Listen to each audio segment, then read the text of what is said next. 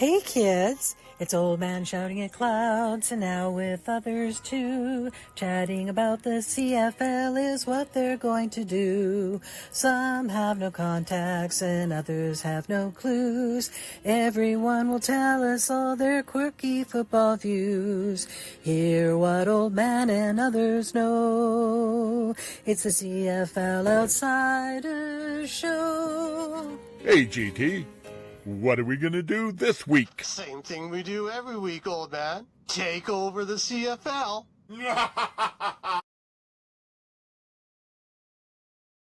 Hey, kids. Welcome back to another episode of the CFL Outsiders.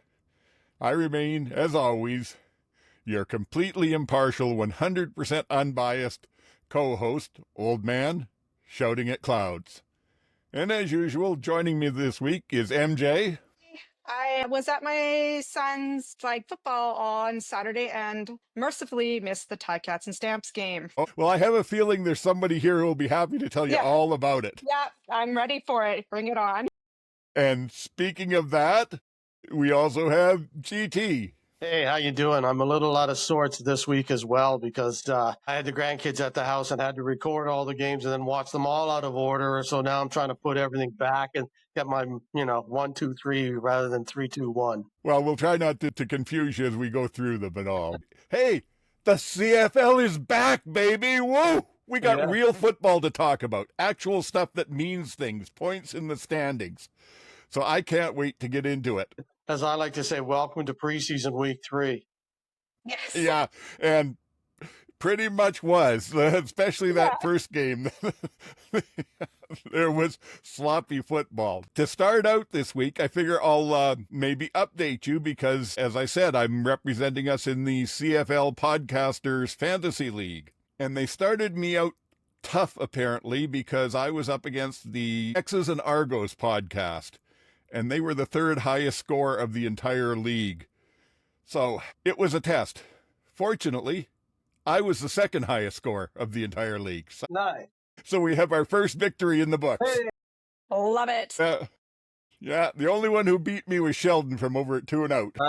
But it's played as a head-up game, so you play a different player each week. So we're 1-0 at this point. I was quite happy with that. I was listening to another podcast, the Rouge, White, and Blue guys, and they were talking about their team in that as well. And they were going over who they were picking because it was going into the week and who they were picking. And I was like, yeah, nobody picked any Stampeders, I bet, going in. And then I was like, maybe you should have. Guess who my highest scoring player was? Clark Barnes. Nobody had Clark Barnes on their bingo card for sure. Nobody did, but I did have Dedrick Mills. Nice. Yeah. Yes. Very good. And he was a great pickup for me. It really worked well. So we're going to probably jump right into the games this week pretty quickly. There's only a couple of things that I just wanted to put out there for people's information. So jump in if you want to on this, but I thought first of all, I went through the injury update. So if you're looking ahead for your team at this week at who's going to be playing and who's not, we're only a day or two in. We don't know for sure, but Winnipeg had Peyton Logan, Josh Haggerty, and Eric Lofton all did not participate. I don't think Haggerty's a starter, but they play him a lot in the back end, and Logan was their new returner, so we'll see. Montreal had Calendar, their left tackle, did not participate for 2 days of practice already. With Ottawa, Brown was limited after that hit he took in Saskatchewan for both days. He's practicing, but limited. And then Pelios remains out at tackle for them, and Adai looks like he may be out. He did not participate in either of them. And then the other one I noticed, it's not a name that most people recognize, but it's important. Peter Ajay, their long snapper. Now, I don't know if he played this last week, but if they lose a long snapper, that can really change up your game. And then Calgary came out of it pretty much unscathed. They had a few backups. Miles Brown was limited with a shoulder, and Gary Johnson, who rotates at the MAC there, did not participate, but they were pretty good otherwise. Toronto, Kelly, and McManus were both limited, but I'm thinking they'll probably play. And Sirocco did not participate, so it'll probably be Nicastro in at center if that carries on. Then we got into Saskatchewan's were the ones that were hit hard. Avery's been moved to the 6th game, so we'll be seeing A.J. Allen a lot at that linebacker spot. Awachi, the fullback, is limited. Baines and Collins, the tackle that they put in last week, is limited this week too. They were both did not participate. They'll probably have a new tackle there, and their KSB did not participate. I don't know that he'll be in this week. And their long snapper, Jordan House, was also out. Do they have the first game of the week as well? So they're like right up against it. They don't even have to Saturday. Don't they play Thursday night again? No, they're No. back on the Saturday. Oh, Thursday okay. is BC and Winnipeg. Okay, so they're playing the Ticats. They'll be fine. Yeah, I think so. I hope so, because the other thing is AJ Ouellette was limited, and so was Thomas the Train with a hamstring. How quick? I think they'll both play, but I posted today joking, how quickly can Carey learn the playbook? And then other than that, Hamilton, the two that didn't play last week were still out, Stubblefield and Wolodarski, and BC had no reports. So that's basically who you got to be concerned about from your teams there. Yeah, I think the long list there in Saskatchewan is the most concerning. Again, unless of course Drew Brown is injured, I think he looked all right afterwards. I'm sure he'll be able to play. He just might not be 100% mobile. But that Saskatchewan list is becoming added to the guys they lost in training camp is becoming relatively lengthy already. AJ did that whole off-season glow up, posting all his pictures, and first game out. You could see it as soon as that hit came up and he tried to stand up and went, no, he's not playing anymore. He's concussed and it's not good. So he's going to be out for a while. I think I can't see him playing for at least a few weeks. He was wobbly. So a concussion like that, and that's had to be what it was, you could see it as soon as he stood up. So I think he'll be out for a while. Apparently he won't be out for a while. Mace was quoted today saying he's cleared protocols, and they expect him to play against Hamilton. I'm trusting that they're doing it right, because, certainly we do not want any concussion issues, but they do have the independent people doing the clearing now. So yeah, fingers crossed. The other thing I was just going to say quickly to bring people up on the little bit of news, some players that have signed got cut in the cut down days and have now signed. Saskatchewan picked up Carey, of course. Let's see. Ottawa picked up Luther. I always struggle with your name, Luther. Luther Hakanavana. Hakanavanu. We learned it over a few years. Okay, I'm getting worse every time I try it, so I'll just stop. So he's in Ottawa. Hopefully, they're short on national receivers, so that could be good. The other one, a name nobody will hear about, but I'm going to put it out there anyway. Dayton Black was also picked up. He was a lineman with the Ticats, and the only reason I mention him is he was the number 6 overall draft pick in 2023 from my hometown of Brandon. Nice. So I noticed that. He'd been a quarterback in high school. He's an offensive lineman. And then the other one was Hamilton picked up Jake Dolegala at quarterback. I guess they just figure they need a short yardage guy, although they're using Litre, so I don't even know, they don't even need him for that. It's weird how quarterbacks just seem to stick around. There's always a couple of them that are just, I don't know how they continue to get contracts, but there's not enough quarterbacks. And as long as they got some experience, it's worth giving them a shot to see. Bo said he's excited to have Jake on his golf team. So there we go. The important things. I don't see him as their short yardage guy because he's so tall, and that's not necessarily your prototype. Tall and thin is not your short yardage guy. But the other thing you said about quarterbacks, that's also, though, we're seeing that in offensive linemen this year, Canadian national offensive linemen. There is such a shortage that BC played 4 Americans last week. Saskatchewan played 3. I think we may see other teams having to go to that as it goes along. There aren't a lot of quality guys left. They're either down in the NFL or they've retired to make more money somewhere. Yeah, and yet there's a couple of guys kicking around that, like Ryan Sevier, that I thought 2 years ago was a really good player in Calgary, and then he signed in Saskatchewan and didn't seem to get a shot, and now he's out of the league. And it's like, how do some guys just disappear so fast, and other guys just kind of keep getting contracts? I wonder how bad his injuries were last year, because he was out for quite a bit with injuries, and maybe it did something that he's just... Could be. Yeah, I don't know. That pretty much covers that stuff. The only other thing we were going to talk about, I said last week we weren't going to complain about the CFL Plus anymore, but this week We are. the commissioner was on one of the games, and he said that they are very much aware that it was a fail and that they're going to have to improve it. So I thought we'd help him out by each of us giving him one thing to improve on next year. Who feels like starting? I will say something. Sure thing. This is a surprise. Maybe not for any of us, because I don't know if you've seen a game from outside of the country, but because we get commercials. When you watch it, if you're in international right now, because I watch games when I was overseas, I watched on CFL Plus, and there's no commercials. So all you get is a blank screen or cheesy tunes for like 3-4 minutes at a time while there's a commercial break on. I don't know how they expect you to keep your interest up during the game. I watched it in Scotland last year with my cousin, and he's a soccer guy, and he's like, yeah, no, I can't watch this. They need to put something in to keep the interest there. If you're trying to attract an audience, give them something to watch. I think if you're trying to grow the game, give them something to watch. Right. Put those CFL commercials on that they do here anyway, because who knows? I mean, they can always order overseas for the swag if they want it, or put on some of, like we said last week, some of the team's social media stuff. So my big ask, I have a big ask. If they could just, I'm just going to preface this. I have like I have a vestibular disorder, and watching shaky video is like, those games are unwatchable for me. I can't do it. It just makes me sick. So if they could just even out the video a bit for next year, that would be great for me personally and others. Yeah, I agree.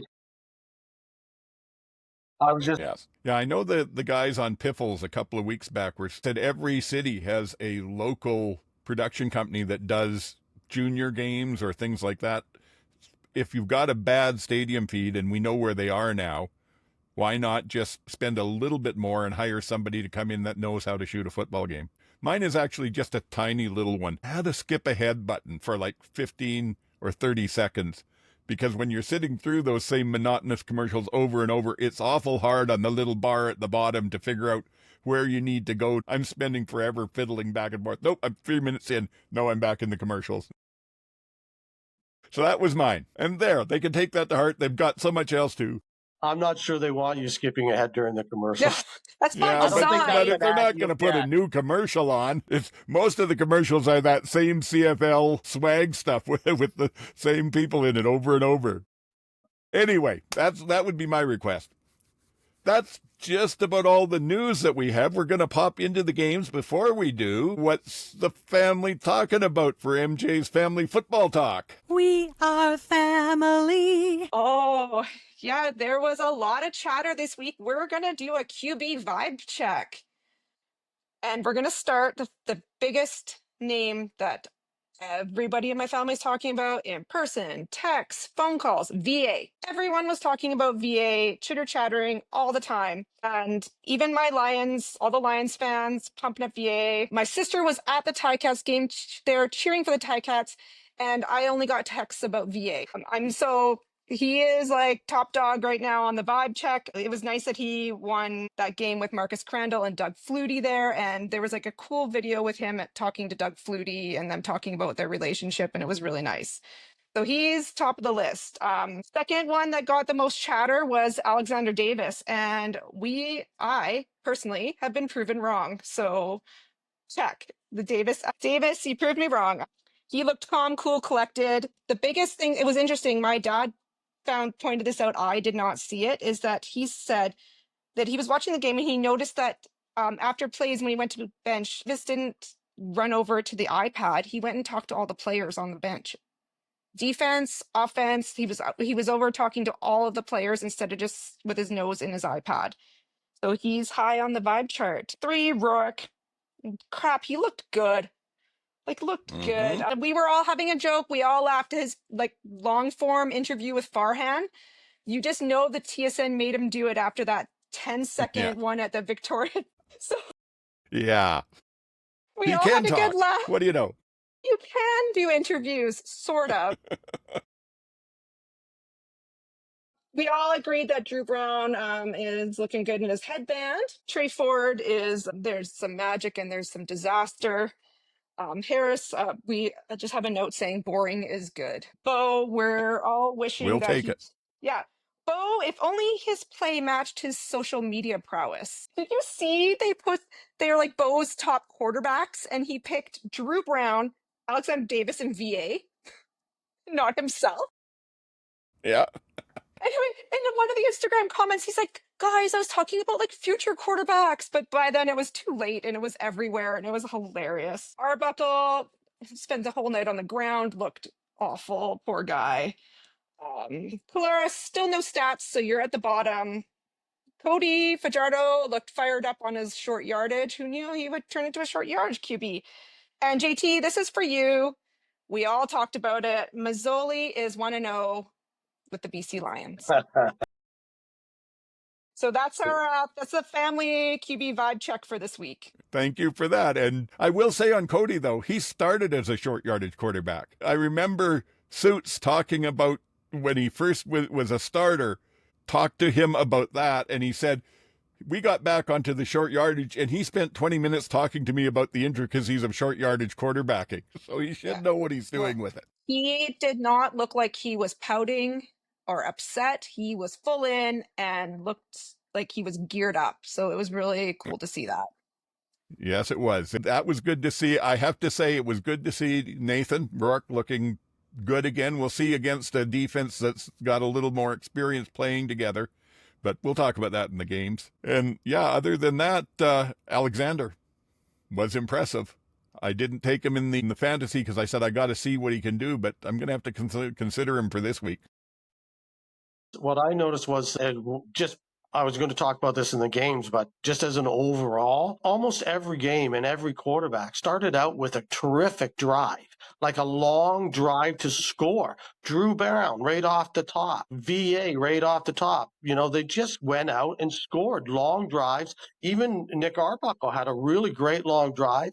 Nathan Rourke drove all the way down to the 1 before getting stopped. These were just like right off the top. It was pretty impressive each in every game. So maybe that was we're good. wrong. Maybe someone will throw over 5,000 yards. Maybe. Yeah, maybe, but it's early, and after week defenses one, need time to get together too. Yeah. Thank you for that. I guess that means we may as well get on to talking about those games, which is what we've been waiting for. And the first one was the Thursday night, Ottawa at Saskatchewan 31, Ottawa 26. And not to take away from what you said, GT, but Saskatchewan certainly didn't start with an opening drive that was all that impressive. Aww. They didn't start with about an opening quarter that was impressive. It took them a while to get things up and running. Yeah, but Drew Brown started off and drove the ball right down the field and scored, and then after that, they leveled right out. Saskatchewan took a while. My notes say Drew Brown goes down, scores a touchdown in the opening drive, then wackiness ensues because it was just that's what. 4 fumbles and 3 very catchable interceptions dropped in that game by the Riders. So, but I will also say though, we were talking a couple of things last week. Well, first of all, you're right. Ottawa went down, drove it to the 1, Crum went in. Last week we picked Stevens for the first touchdown in the league, so we had the right play, just the wrong team. Yeah. And then the other thing we also talked about, or at least I said, I found the CFL video a little uninspiring.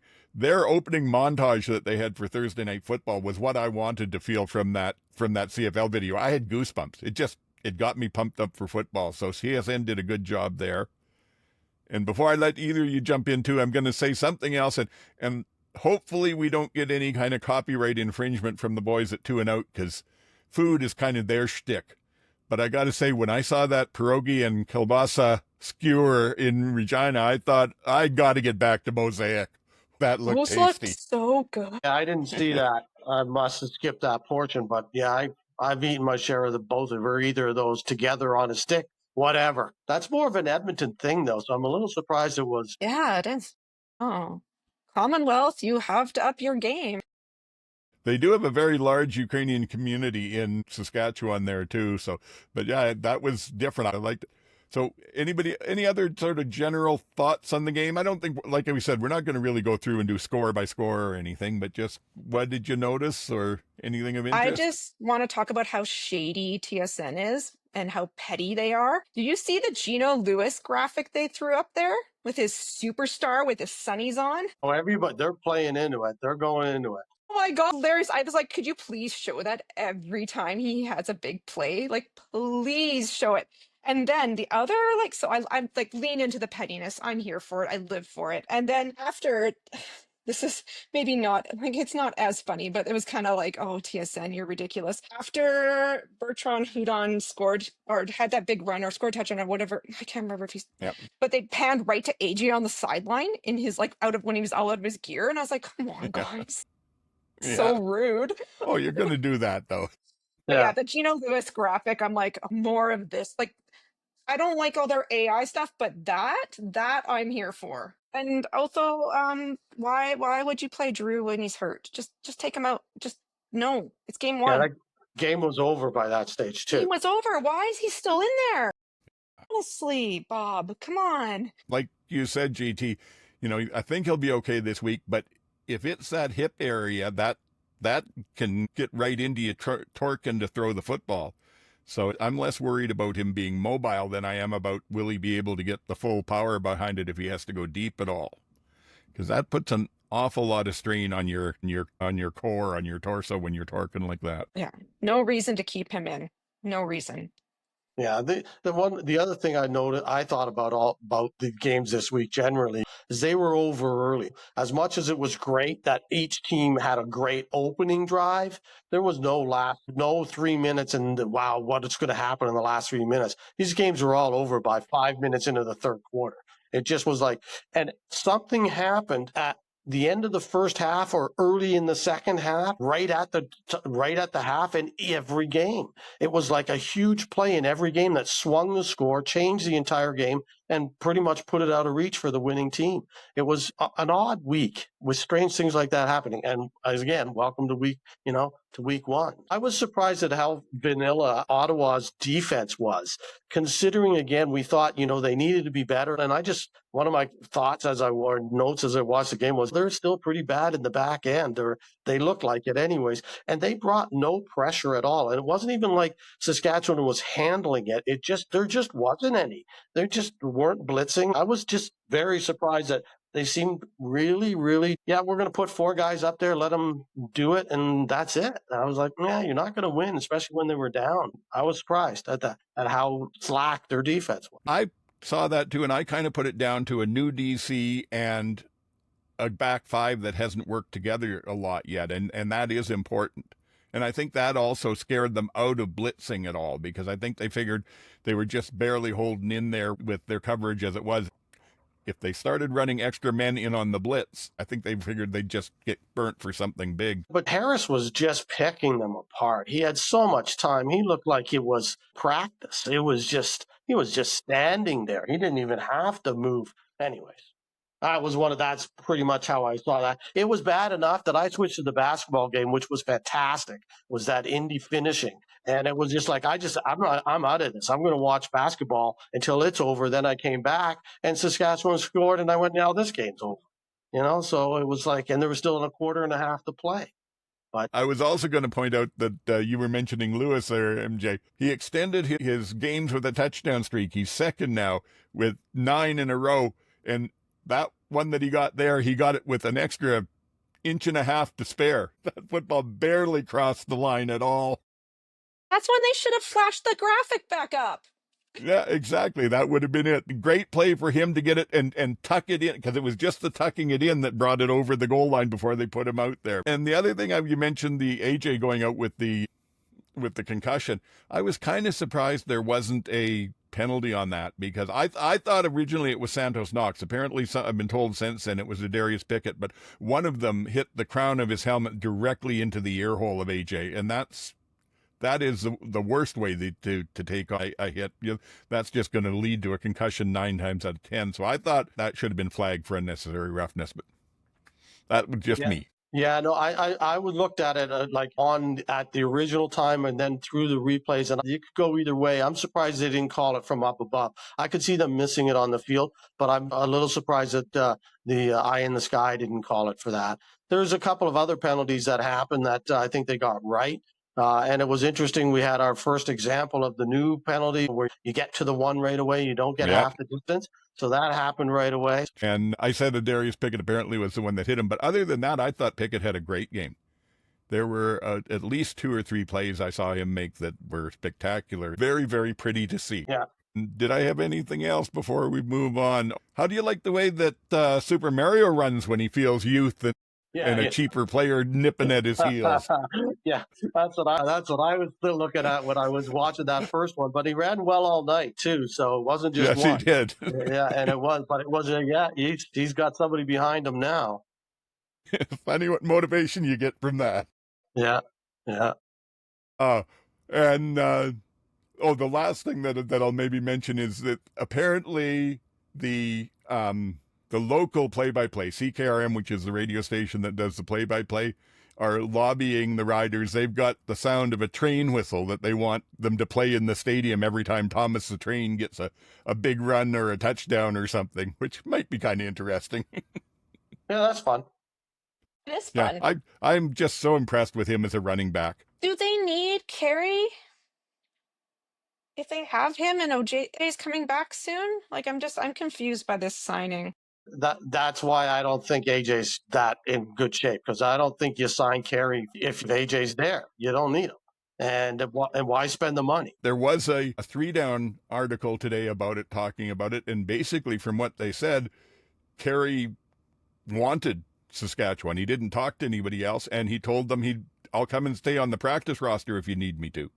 That's a nice insurance policy to have, because the 2 running backs, the 2 Americans they had in camp, the rookies, did not look good at all. If he's on the practice roster, fine, but you're not going to carry 3 guys. So it's not a trio. It's a duo, because Bertrand's there. You're either going to have AJ and Bertrand or Carey and Bertrand. You're not going to have all 3 of them at the same time. I just think it's more to it than meets the eye.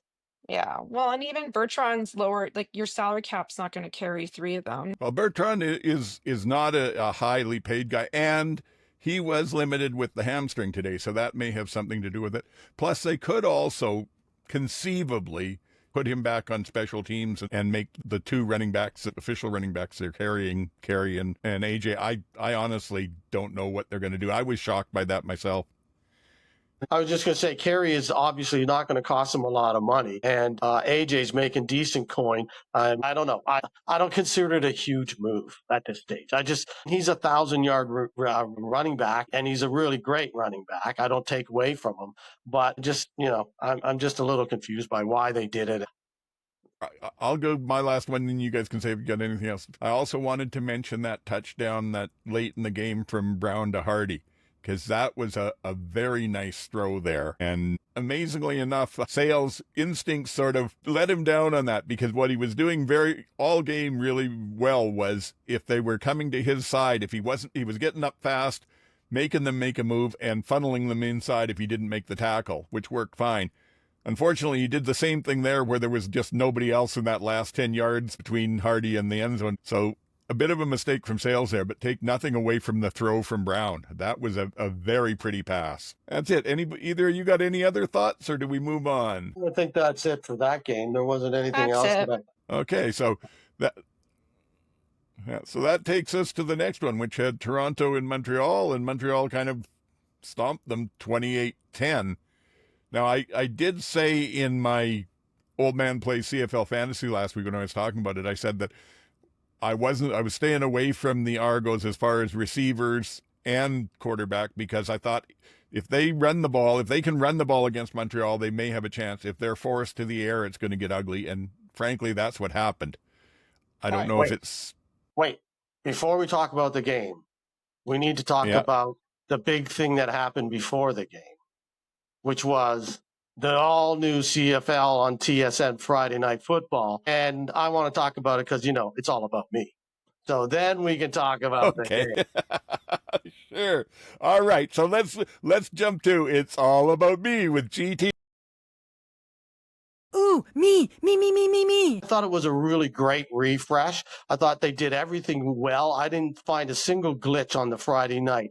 I did know the only thing I would say is that I'm hoping that it expands to the rest of the games over the course of the weekend. Now that they've showed it off, as the rest of the games on this weekend were just the same as last year. Just starting out with the players singing the singing. I loved it. I loved it. The song. Some of them could sing. Some of them tried to sing. Some of them didn't even bother to try to sing. It was pretty funny, but I thought it was great. I really liked it. Then they came out of that with brand new graphics and the team helmets and everything for the teams that looked throwback, but were brand new and crisp at the same time. So it looked terrific that way. And then the shield comes up with the CFL logo, different kind of, or TSN on CFL on TSN, a whole different look again than they've done before. And I just really thought they did a great job right off the top. And then with the players singing, I think they should do different players every week. That would work, right? Like if it's the same guys, you're going to be as tired of this as you will be of the rec loss by week 12. But if it's different guys every week, it would be terrific. It'll be fun. And they could do general managers. They could do coaches. There's so much they could do with it, right? I mean, just go. As you said, lean into it. Just go. Then the other thing that I noticed was that they flipped Dustin and Marshall, because so far it's Dustin's only done West and Marshall's only done East. And this weekend they went with Dustin in the East game on Friday night, which is a pretty big plug for him. I'm not sure if that makes him the next guy as well. I thought that was interesting because that's the big game, feature game of the week. And then they brought Marshall out West. So they're spending some dough.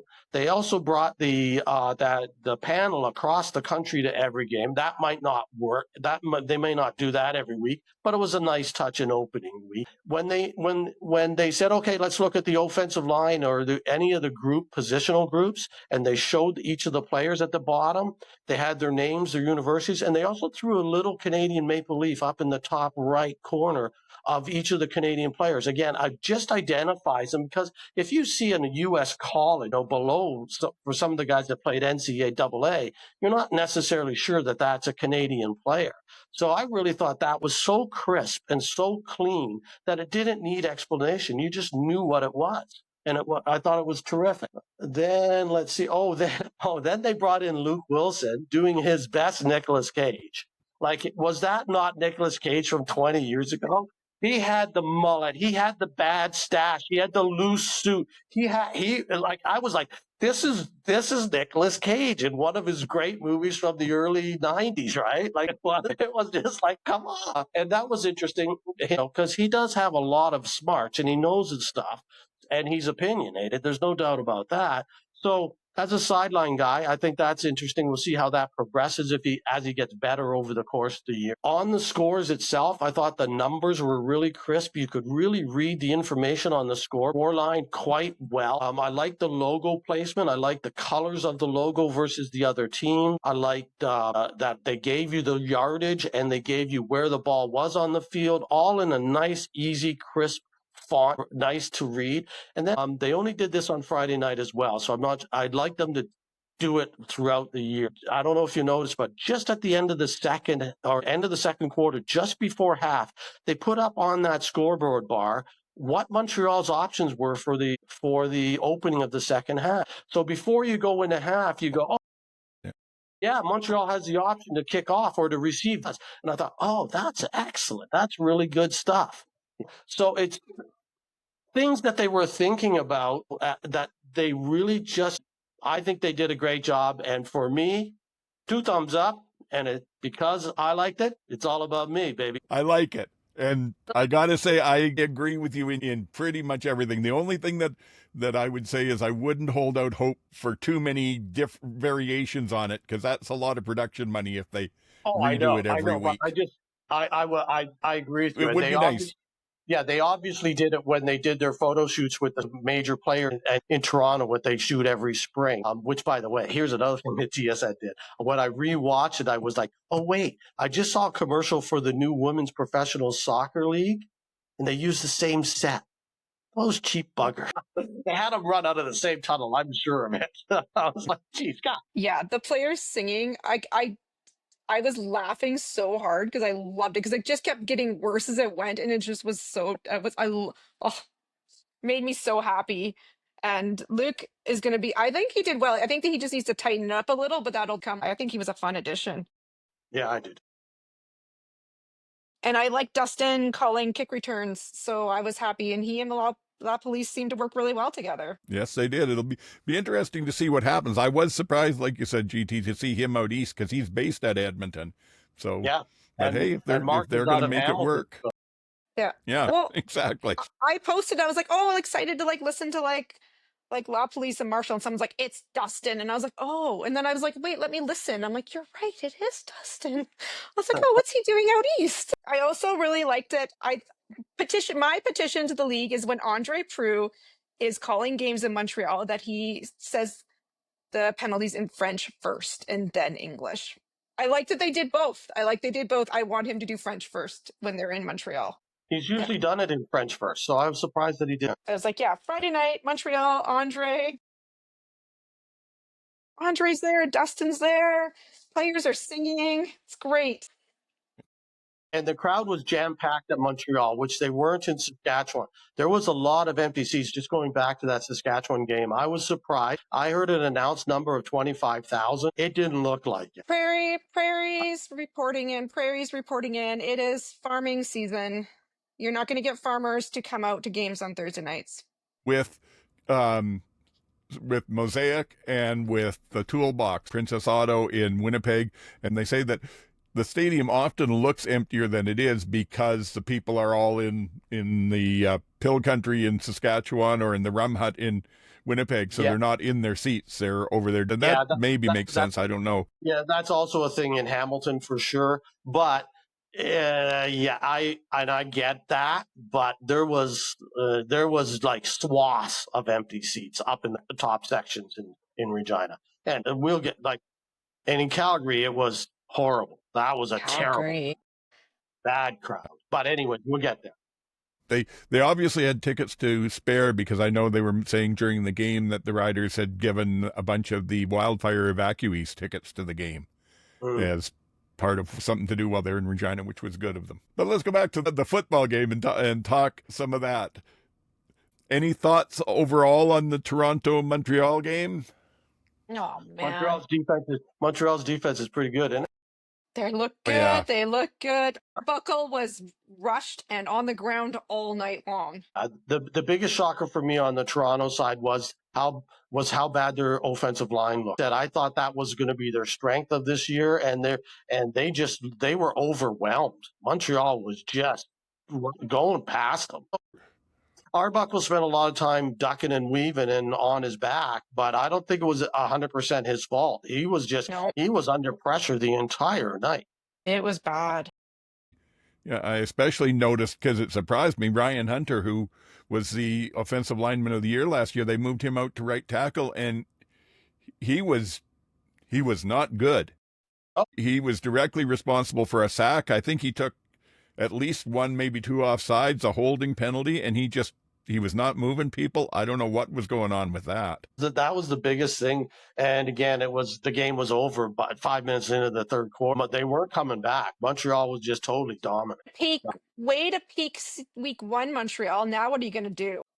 My God. Well, we'll find out against Ottawa this week. It'll be interesting. But surprisingly enough, for a Dinwiddie coach team, Toronto didn't seem ready to play. They took a bunch of penalties early on. They just didn't appear to be focused. To tell you the truth, probably the one good play that I saw from them all night was just the individual effort from Daniels when he got held up on about 3 yards out of the end zone and managed to somehow lunge and get the ball across the line before his knees went down. That was just about it. The running game didn't look good. The defense I wasn't sure how good they'd be. They weren't great at all. In some ways, the D-line was a little better than I thought they'd be, but Sean Thomas Erlington broke off a few good runs against them. They slowed him down later in the game, but early on he broke them off like that. And then the other thing is, hopefully it's nothing serious. They say that he was just limited in practice today, but McManus got hurt with that one hit, and he was back out in the game, but he was limping noticeably by the end of the game. So. It was definitely limping noticeably. I thought the best player for the Argos was David Unger. He was, again, and maybe it was because he was the guy that they weren't covering, but he made some terrific catches as well as being in the right place at the right time as that relief valve. And yeah, I thought he had Yeah, he did. But even there was one where even him and Arbuckle were not on the same page at all. That Coxey catch, that was a crazy. Yeah, that was an unbelievably good catch. The one where he just was in the middle of those guys, that was a great catch. That was a highlight. Also, Davis's O-lineman owes him a beer for almost taking his knees out. Boy, that was scary. I can't remember if it was on 3 Down or CFLCA, but there was a bit of an article with him, and he said he thought his ACL was gone when that happened. Ugh. Luckily it wasn't.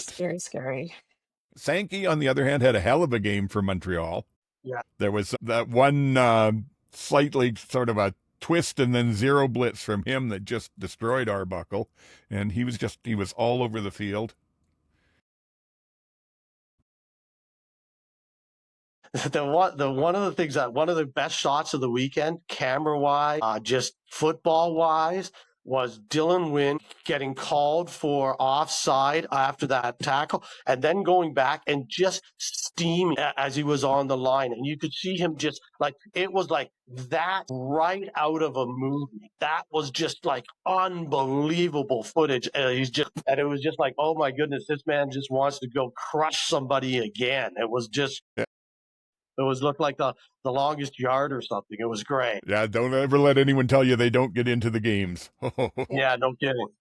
Friday night football close-ups. Love it. The other person that I was impressed with, and I don't remember him with Montreal before, was Burns that they had. I think he was on the boundary corner. It's kind of hard to tell with their defense because they move him all over, but he was one of the corners that they had in there. I thought he had a hell of a game. Yeah, he did. I thought everybody, like their entire defense was just like, there wasn't a player there that you didn't hear a name being called for the right reasons rather than the wrong reason. And the more that I watch these defenses that they're going with these days, what Thorpe's doing in Montreal and then Mace in Saskatchewan and that, really what you call the starter's position doesn't seem to matter. I noticed it seemed like half of that Saskatchewan, I'm going back a game now, but half of that Saskatchewan game, they had...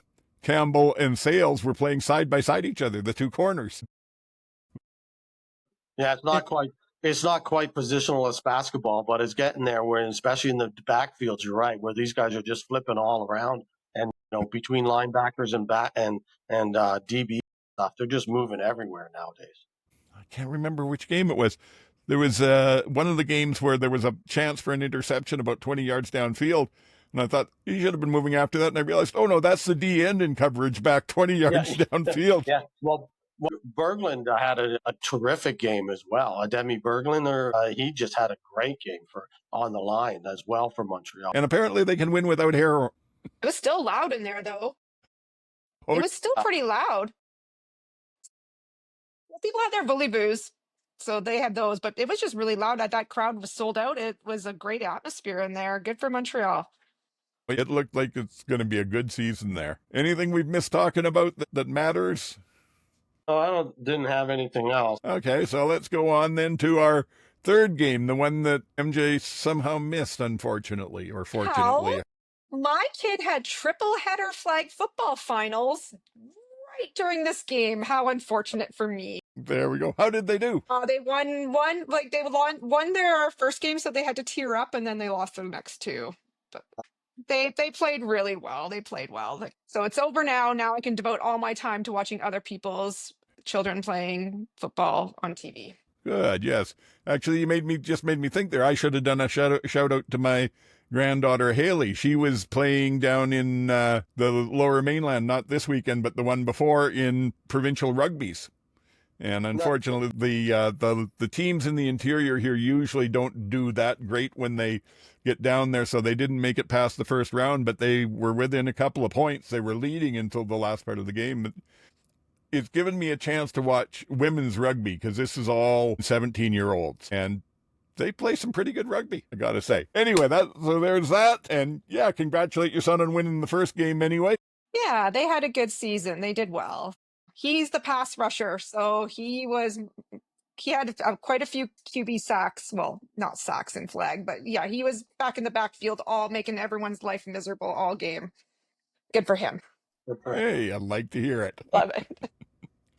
Alrighty then. So I guess that takes us, now we're getting into the Saturday games. And we had Hamilton at Calgary. Do I have this score right?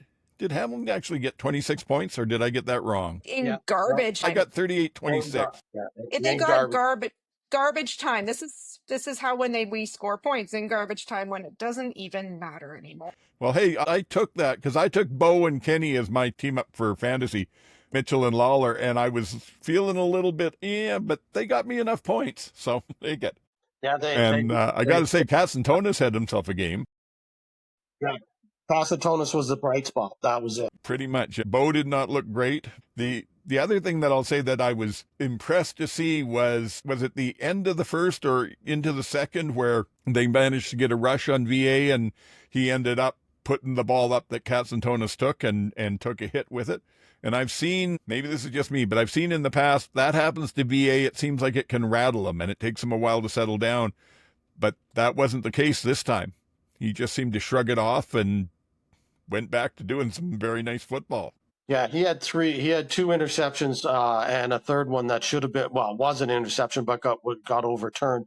There was definitely some issues there, but one of them I didn't think was his fault either. I had it as Tevin Jones just like stood there and let Cassantonis step right in front of him and then didn't even chase him down afterwards. That was not good on that. He made a couple of nice catches later, but he didn't have a great first half. Just the crowd was disappointing me. It was really bad. It looked really empty throughout that game. It was the 80th anniversary. There were so many old, Marcus Crandall was there. Doug Flutie was there. Normie Kwan's family was there. And it was they said it was 18,000. There was not 18,000 people in that stadium. Yeah, I don't think they announced that. I didn't see anything about the 80th anniversary until 2 days before the game. If they were doing stuff, they certainly weren't telling anybody. And so that's 2 days before, you're not going to have time to plan it. I don't know whether the city bought into this team's going to be terrible. Why bother to go? So maybe that had something to do with it. Maybe, I don't know what the weather was. I don't know what other the excuses were, but that was bad. Everyone complained, they were complaining about Edmonton's attendance a lot, but Calgary is got a similar attendance problem. And with an ownership group that is not interested at all. We'll see what they do for this year. They've made improvements to a bunch of the stuff for the players. They've made improvements to some of the marketing stuff. So they did this 80th anniversary. They've already made big news about that game with Winnipeg just before Stampede. So see what else they do to draw the crowd. But it's definitely going to be an issue throughout the season unless they start to win and all of a sudden everybody gets enthusiastic again. But yeah, that was not a auspicious start by any means. Number of people in the stand. On the other hand, on the field, they looked pretty darn good again early on, and then they made a whole bunch of mistakes and bad plays that just hurt them. But again, those two plays on either side of the half, one on the kickoff, the attempted punt by Hamilton. I guess they were just through the line fast enough that the punter decided to run with it, and then they got the ball and scored to end the first half. Then they got the ball back on a great play to start the second half, scored again, and the game was over. And as you said, MJ, it was garbage time after that before Hamilton got going in the fourth. Clark Barnes had a terrific game. I'm a big fan, have been a big fan since we drafted him. So I was very pleased with that, with his game. And I thought VA spread the ball around, or he threw passes to every one of his receivers and both of his running backs by the end of the first quarter. Bagleton looked like Bagleton. Dominic Rhymes made a couple of good catches. They weren't going deep to Philpott. They tried, but he made a couple of real nice catches in mid-range. And VA was airing the ball out, which is, again, real nice. And when he wasn't airing it out and he had to move around, he was moving around again. Real nice to have a quarterback that can move around. And the defense looked pretty good for a bunch of guys you never heard of before. Now, that could all go to hell in a handbasket this week. That just might be the team they were playing. but they looked pretty good to start with. So, yeah, that was, that's all right. At one point, they threw up a stat. I think it was the end of the third quarter stats, where they said net yardage was 421 for Calgary and 158 for Hamilton. And I was like, ouch, that's not good. And at that point, it was 35-13, and it looked like it, So yeah. Anyways, it wasn't a week one game. Still, neither team was on, but we definitely had the better play throughout. So that's my recap. What did you see, old man? Yeah, pretty much the same as what you said. A couple of things that when you were mentioning them that kind of triggered with me, and one of them was you mentioned the play at the end of the half and the start of the second half, and I thought they always say the key to winning in football is if you can double dip at halftime like that. You score going into the half or into the break and score coming out of it. And everybody's trying to do it, but they certainly picked a unique way to do that, because they didn't look like they would be in a position to score on either of those things, and they managed to do it between, like you said, the punt that they basically stopped for no yards at all, and then as you said, a beautiful kick recovery when Hamilton just seemed to fall asleep a little bit on a short kickoff in the wind there. It was interesting and it was entertaining. But then the other thing you mentioned was Jones not taken off after Katsantonis. And the one thing that I have to admit bothers me, and maybe this is just the old coach in me, because I've seen enough times you don't know whatever's going to happen in a football game, and you don't give up until you know it's done. Yeah. And when Wooden got that kick return that he took into the end zone, he was 10 yards ahead of everybody crossing the 40 to the 30. But then they just all gave up. They dropped off and just let him run the rest of the way in. And I don't care if you don't have a chance in hell of catching him. If I'm coaching you, you better still be sprinting till he crosses that goal line. Honestly, this is very worrisome if this is the play week one, and this is the attitude week one. Oh, Scott Milanovic has a issue there. Well, that was Calgary, though, that I'm complaining about there. Okay, then edit me out. No, that's fine. Calgary, your observation still stands. It's just yeah. Watch the game. Why am I commenting? No, I know you. I know what it's like when your team gets beat up. You're shell shocked, and you just assume everything that bad happened. Obviously, my team. There was another stat that came out on Hamilton's open season losses. It's like they're like 4-24 in their last 30 years or something. They just never seem to win their opening game. It's crazy.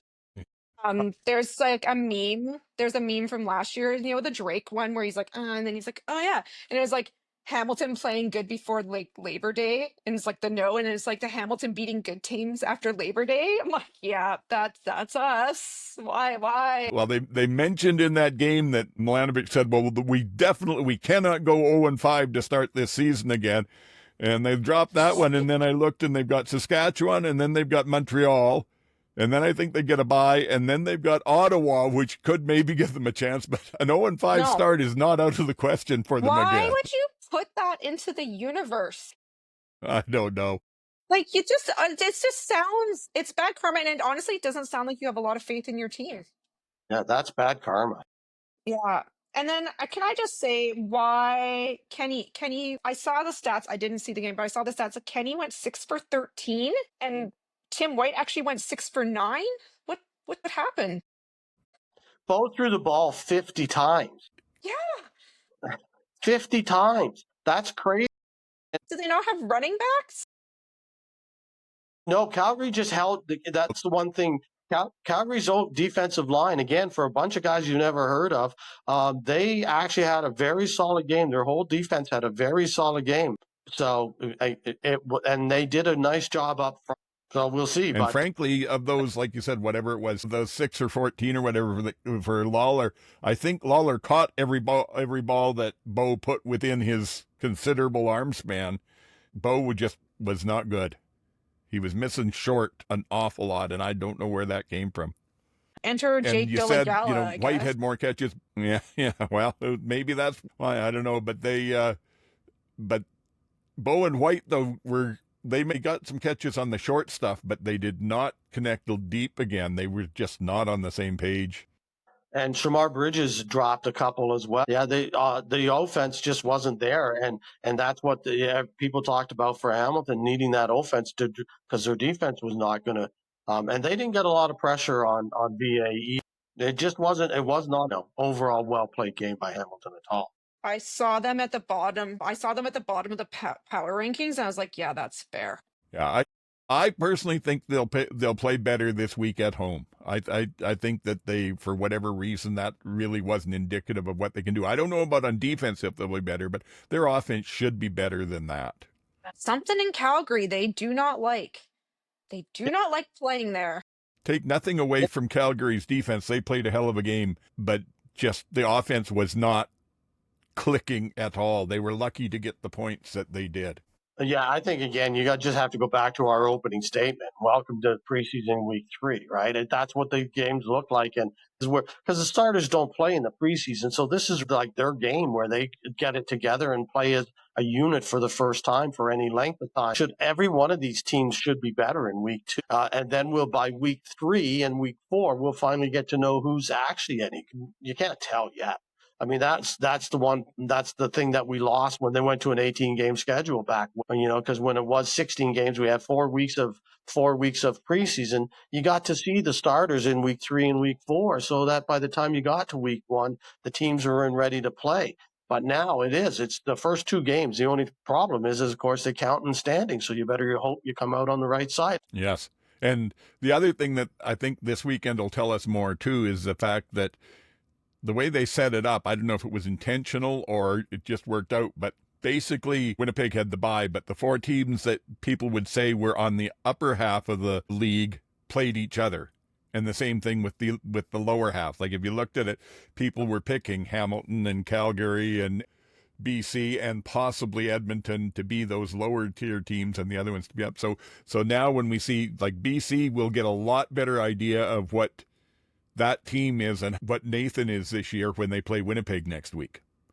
That's going to be a different experience. And we'll get into the Edmonton BC game and then we can talk about that some more. So that was the one that closed it off. Edmonton at BC 31, Edmonton 14. Like GT said, another one that was not a close game really at all. And to me, the thing that I noticed the most was Edmonton looked like a defense that hadn't played together a lot, working for a rookie defensive coordinator. They were not on the same page. They were not playing well. They didn't seem to have any answers for what BC was doing. And I think that they'll grow into that as the team plays together more and as Sherritt learns to become an OC rather than just a positional coach. But it was certainly worse for everything they put on that defense. I'd expected a lot more out of it than what we saw. Yeah, they did not live up to their billing, that's for sure. Like there was a couple times where you saw them just run at guys. Well, that one on Terrell Ford when he just smoked the receiver on the sideline, that was hellacious. Yeah, like that hit by Terrell Ford was incredible. But the other times they look completely disjointed, and BC was just having their way. Right. What I saw from them was the good plays on Edmonton were flashes of individual talent and brilliance, but not a defense playing together. What was your take, MJ? I have a few things to talk about. So this game was actually pretty close at halftime. And Buck Pierce, we always talk about O'Shea. I think O'Shea is like the king of halftime adjustments. And looks like Buck Pierce has learned that very well because they came out and just blew it wide open. 100%. So I was like a little worried about him in Edmonton. I will say this if I can jump in, though. I was just going to jump in and say, I will say this. So he was the first rookie coach to make a real mistake in the game early in the game when they had 3rd and 2 and he was sending the punt team in and he let Rourke talk him into going for it instead. Oh, wow. We won't see that again. Yeah, But anyway, exactly. I interrupted you. Go on. Yeah, and then can we just like talk about Edmonton's kicking game? You Vincent called it last Blanchard. week. He's from Laval. He should know how to kick. I just can't believe it. So I don't want to harp on him because he clearly had a really tough game. What I saw from Mark Killam is that after one of those, I think it was the second missed field goal, Mark Killam, they showed him, he came over and like talked to him and gave him a hug, and like I was like, that's a good coach. So that impressed me, and I'm like, oh, I hope he poor Vincent. That's tough. And then it makes it tough on the offense because they know that they have to keep going for it. They can't trust that their kicker can kick it from outside the 35. So they have to. So then they get pressured, and then Trey Ford has to drop back like 29 yards and then come up with magic, or just completely implode. And I think there's a lot of pressure to get the ball down because they knew they couldn't kick a field goal. Yeah, tough. And I turned that game on. I was like, yeah, Rourke versus Ford. This is going to be such a shootout. This is going to be the super high scoring game. In that first half, I was like, oh, oh, this is such a defensive game. And I was a little disappointed. And then Rourke got Pearson his halftime adjustments, but like Rourke got going and off they went. And Mark Killam couldn't keep up. And Rourke led that drive at the beginning of the game, and he looked like he was on fire down to the one. And then Edmonton stopped him on that, went back and forth, and wasn't much going on. And then in the second half, he just started to roll, and it was like a steamroller. Yeah, you got to play well in front of Snoop Dogg. It's just you got to do it. And there were lots of jokes about them making sure the air quality was good after the Rufus was open. So can't blame it on that. Did you guys see it? Did you guys see it? I don't think they actually showed it on the TSN broadcast, but they talked about it. That in somewhere at some point they showed on the screen Snoop rolling a J backstage before the show. Like they weren't hiding it at all. Like it was like he's rolling a fatty and then like let's go. There was cannabis companies in Vancouver advertising for this game. Like, make sure you get all your stuff before you go to this game. I don't doubt it. Hey, it's all legal now, so you know. Yeah. No smoking inside. Unless you're Snoop Dogg. That's where gummies come in handy. Yeah, there you go. So we have alternatives. Like you said about VA in their game, Rourke was also spreading the ball around a lot. He wasn't locked in on any one person, which makes it a little bit harder when you get to the fantasy, but it's certainly good for the team. Had BC's defense played much better than I expected them to. The vaunted running game from Edmonton just wasn't there. They just stopped them cold on the throughout the game on generally. So yeah, I thought BC's defense played very well. There was a couple of magical moments from Ford, but throughout they seemed to have him moving around where he didn't want to be rather than where he wanted to be, and they seem to be stepping up. So BC's defense impressed me. Ford looked frustrated. He did.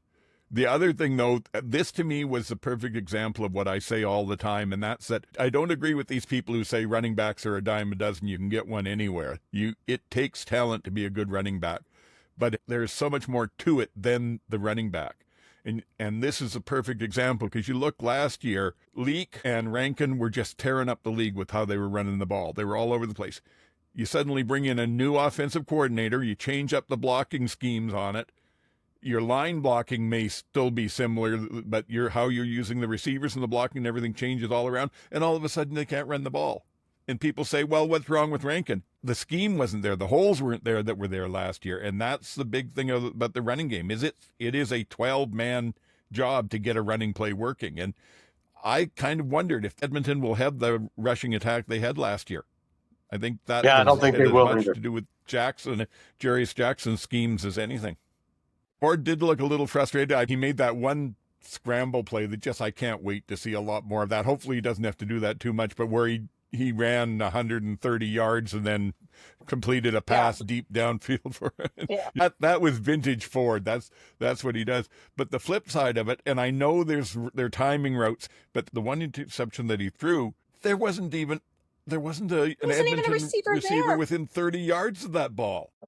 It wasn't like an underthrow or an overthrow or somebody slipped. It just if he was throwing a timing pattern and the receiver was running a completely different pattern, and you would think as a quarterback, even though it's a timing pattern, you'd have to notice from your peripheral, I'm not seeing any green here. Maybe not make this throw. Yeah, I mean, again, he's got almost more pressure on him now than he's ever had, right? It's him.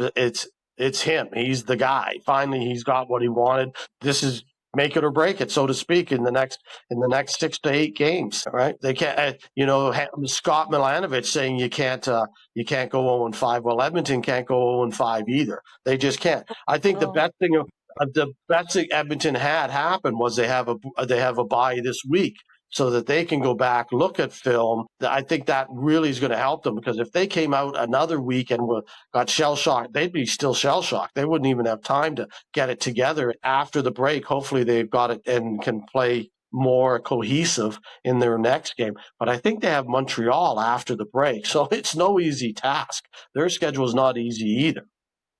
And they have their coaching salary cap is like at the ceiling. They probably still owe Chris Jones money. They have to make it work there with who they have. I can't see them making any. That would be very shocking if they made any quick changes on that. That staff is too young to give up on. But they're just going to have to make it work this season. They just have to do it. Yeah. I would say they have to split the next two at least, or if not split, at least be very, very close in them. And even that may not satisfy the fans. We'll see. It is a tough situation. The other thing that Ford's got to deal with is anybody that listened to the show last year knows I go on and on about give me an all 24 picture so I can see what's actually happening out there. I won't get into that. But I couldn't see real well because of how they shoot it. But I didn't see receivers getting open for Edmonton. I don't think Hervey's plan of, well, we'll find somebody in the off season to do this is working. Not at this point, not unless somebody really picks up their game. Yeah, and they said that was the whole thing when McSimic was in BC with O'Rourke in 22, especially. That's all they talked about was how he schemed his receivers open all the time. If it might just be a matter of a lot of rookie coordinators and rookie coaches that are going to take their time, as well as the players gelling together. And come the second half of the season, they could be smoking people, but they're going to take some time.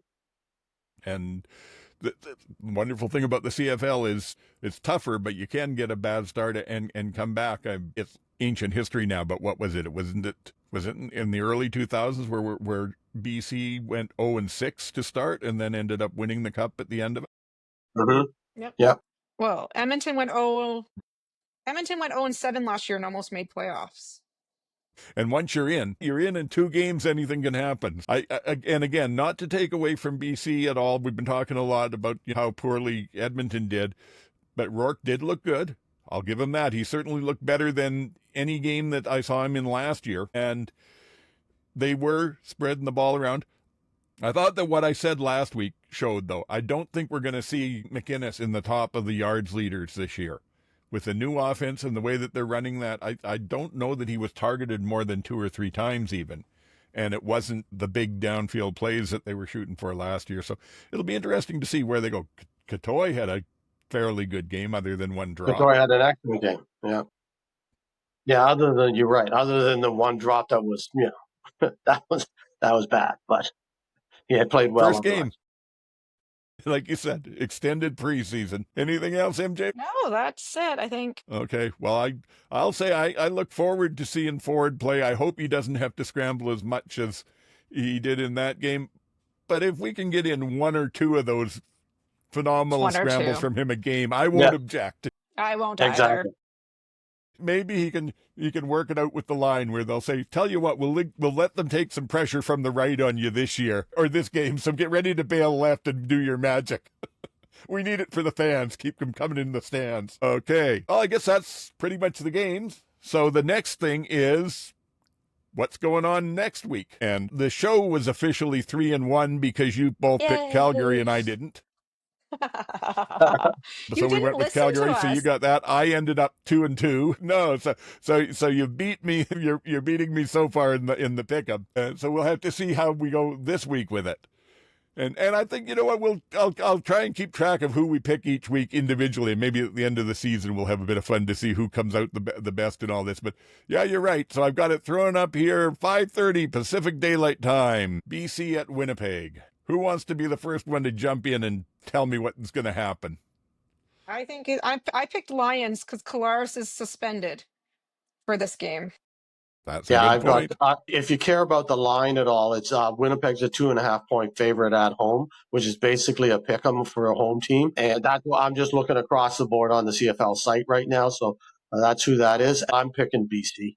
I think again they seem to be playing well, and without Kolaris, don't trust Winnipeg. Okay, well the show picks BC then.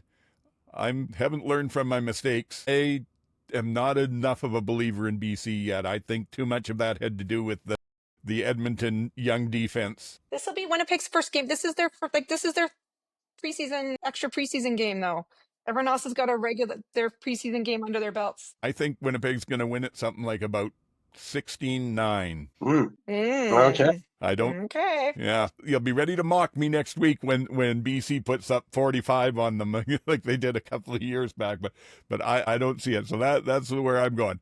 So then we go to Friday, 4:30 Pacific. These are all in Pacific times because they're on my screen. So adjust accordingly wherever you are.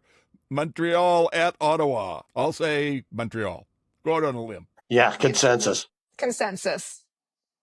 That Ottawa backfield needs more time to gel to figure out what they're doing, and after the way Montreal worked. I was just going to say, I'm looking at Montreal's only a 1.5 point favorite. That's crazy after those two games. And I understand it's in Ottawa, but Montreal should be way more favored than that. I would think so, especially if Brown is at all hobbled. Yeah. Like I said, he may move around, but will he have the arm for it? And that Montreal defense, I saw at the start of the game. I always thought last year my line on Montreal, just going from what I saw, was absolutely fantastic pass defense. If you're going to play them, you got to be able to run against them. They're a bit weaker on the run. I noticed in the graphics that they had at the start of the game this week, weaker on the run was they were second against the run last year. So they just don't have a weak spot. They only look weak on the run because of how good they are against the pass. That'll take us on to the Saturday games. The first one, 1 p.m. Pacific. Calgary at Toronto. Is the Chad back? Toronto. Does he play? I don't think so.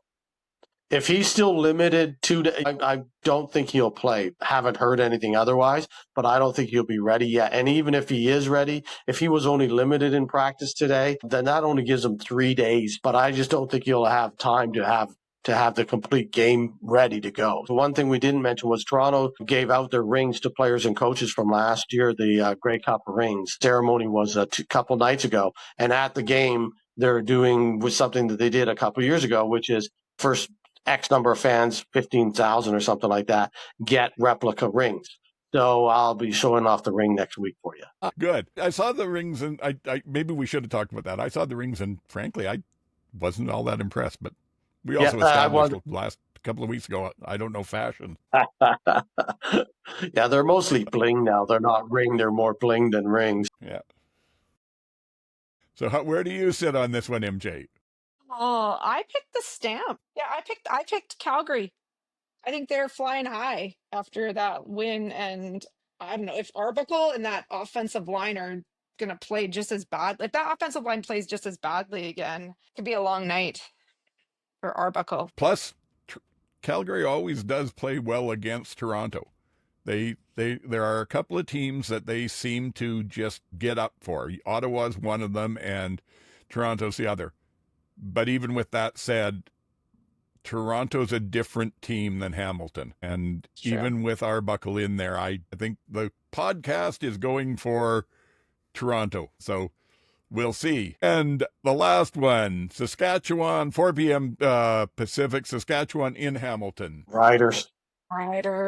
Although it may be closer than people think. I said it's at home, so maybe, but I think it'll be I think Hamilton will play better than they did last week being at home. And the Riders, still the one thing that drives us fans crazy, They had a chance last week to put their foot on Ottawa's throat in the second half there, and instead they eased off and let it turn into a one-score game.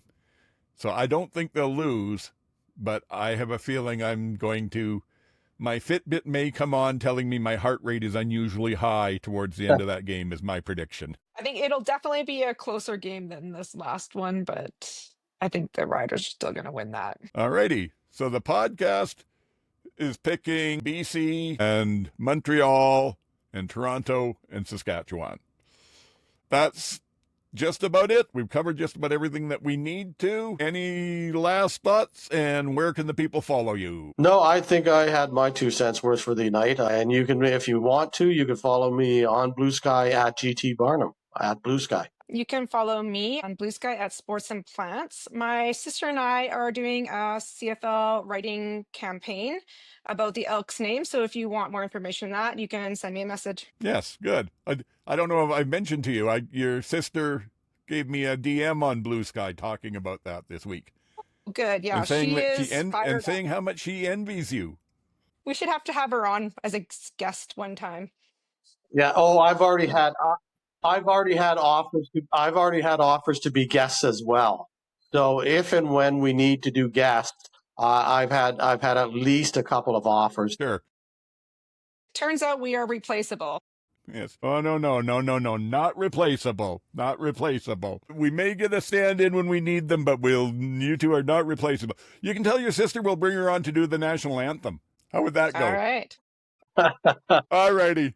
Well, I guess that's down to me then. You can get me at oldman-SAC on Blue Sky. You can get the podcast at the CFL Outsiders on X, and the email, if you want to use that old school stuff, is oldman, all one word, shouting at clouds, all one word, at shaw.ca. And that's about it. So please, if you've enjoyed this, subscribe. If you haven't enjoyed it, subscribe and ignore us anyway. The subscribing helps. I'm loving the fact that we're getting some good response from from you folks out there. People enjoying this, saying they're waiting to see it every week. So that makes us feel really good. If you're doing the podcast thing, you can rate and everything. But yeah, just do the stuff that help us all out with getting the show even better, more eyes on us, more people listening. So that's about it. Until next week, for MJ and GT, I'm Old Man, and I'm telling you, get the hell off my lawn.